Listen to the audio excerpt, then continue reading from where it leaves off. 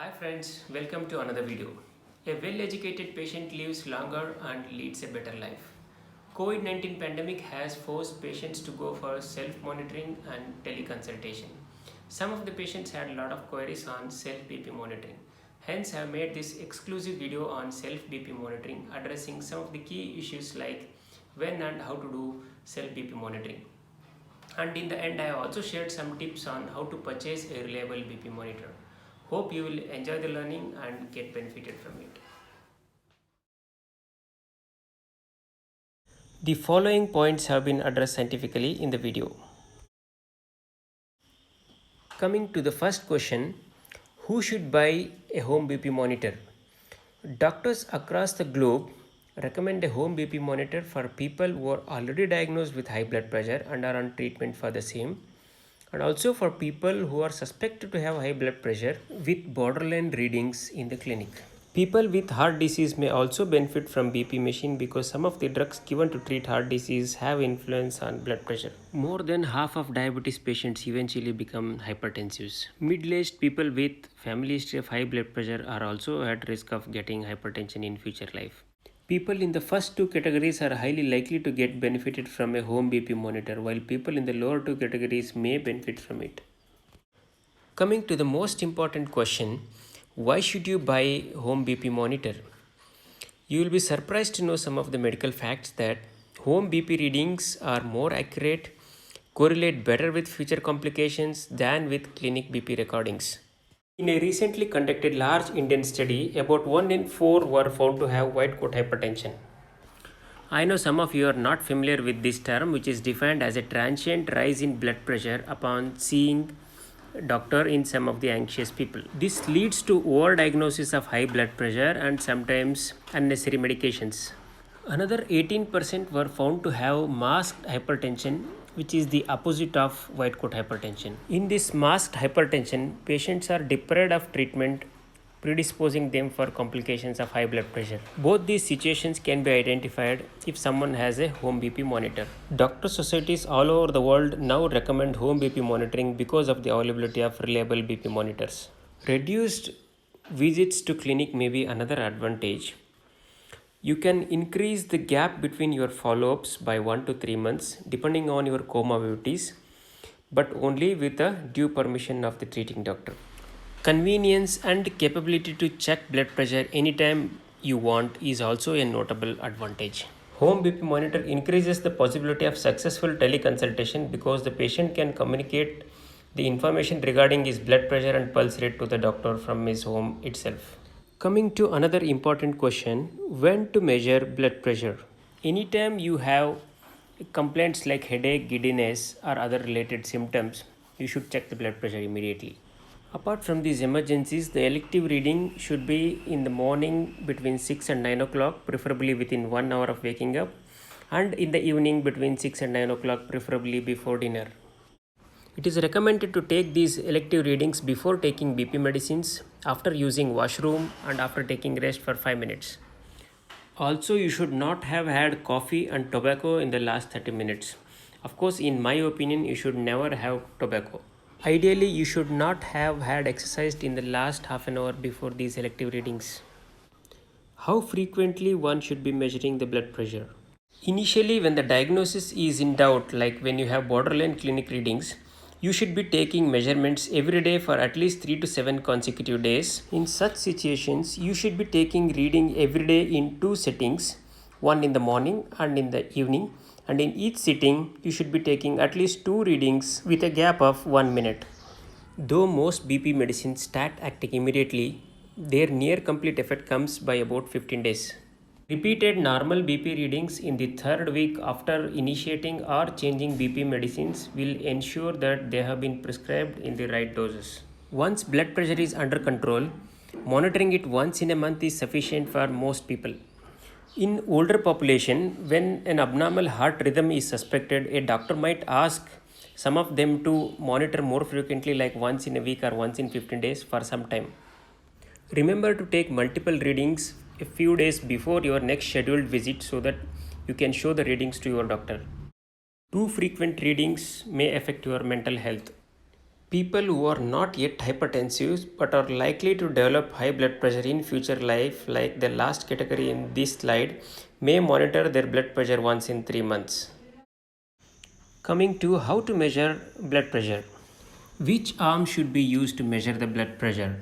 The right or the left? For majority of the people it doesn't make much difference because the difference in the pressure between the two upper limbs is not more than 15 mm Hg. But I recommend people to measure at least once in both upper limbs and report to the doctor if the difference is more than 15 mm mercury.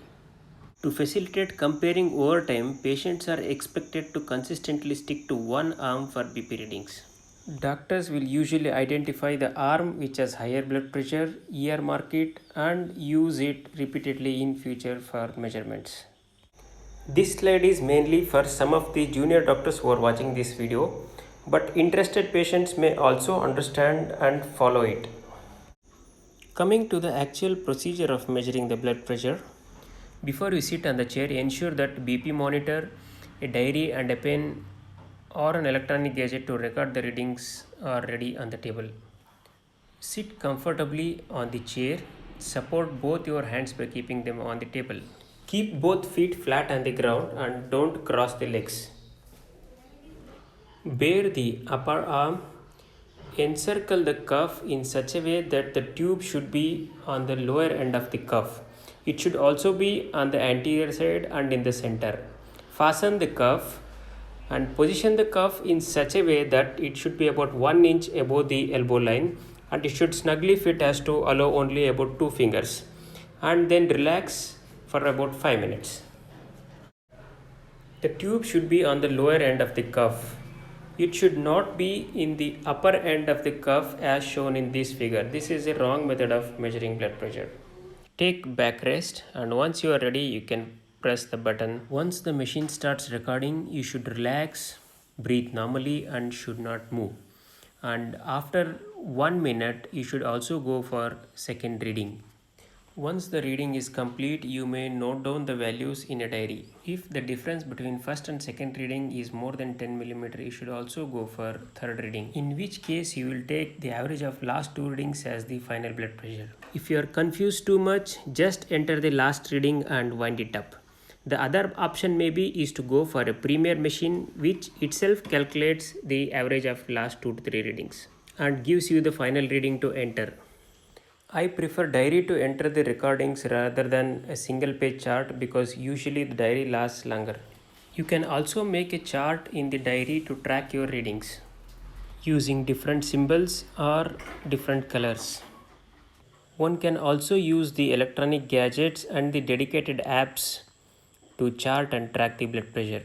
The memory function in the machine itself can be used to store the data provided only one person is measuring from that particular machine. One can also transfer the readings immediately to an electronic gadget using the cable or through wireless modalities. What about mild BP fluctuations? Should you be worried about it? Don't worry about mild fluctuations in blood pressure levels between the readings, as it is a very normal phenomena. Blood pressure is a highly dynamic variable and keeps changing from time to time and is influenced by your breathing, emotional states, physical activities and also the time of the day, making the possibility of 2 readings exactly being the same a rare occurrence. This diagram beautifully illustrates the fact that blood pressure varies from time to time, decreases significantly during sleep and increases upon waking up. One can also notice that the evening values are slightly on the higher side. For some of you who are interested to learn more about high blood pressure, may pause the video and also identify where exactly you stand. Remember, this classification is for people who are not yet on BP medicines. Coming to the situations which require your urgent action, in general, if you have high blood pressure and symptoms of headache, giddiness, chest pain or breathlessness, you should consult the doctor immediately. In the absence of symptoms, repeated readings more than 180 by 110 also warrant urgent doctor consultation. People who are already on BP medicines should use this chart to ensure that they have achieved the right targets. As on today, there is no one-time treatment which can cure the high blood pressure problem forever. It will only be under control as long as you are taking medicines for it and is likely to shoot up if you stop the medicines. So don't make the mistake of stopping the medicines without consulting your doctor. If the machine prompts AFib alarm while taking your BP reading, then consult your doctor immediately because this might indicate about an abnormal heartbeat condition which usually predisposes people for stroke or paralysis. Some machines also call it as pad alarm or pulse arrhythmia detector alarm. One more important mistake you should not do is adjusting the doses of BP medicines on your own for the BP fluctuations. Coming on to the much awaited discussion of choosing a reliable BP monitor, the most important point I would like you to remember is choose a machine which uses upper arm cuff because it gives reliable readings. The technology involving the wrist cuff and finger sensor based methods is less standardized, less validated, and hence the results are not very much reliable as of now. There are two reliable wrist watches available in the market, but they are new and are costly as of now. If you already possess a wrist cuffed machine, it's important to keep the wrist at heart level during measurements. Go for automatic ones because it requires training as well as the assistance of another person to take reading from manual machines.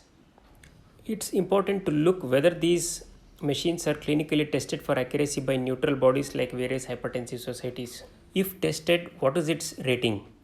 Apart from this, we should also look whether it is validated in different conditions like pregnancy, diabetes, and kidney failure patients. Don't forget to choose conical cuff so that the same machine can be used by multiple family members of different arm sizes. If it is not conical cuff, then it's very important to choose the right sized cuff based on your arm circumference measurements, taking the help of this table.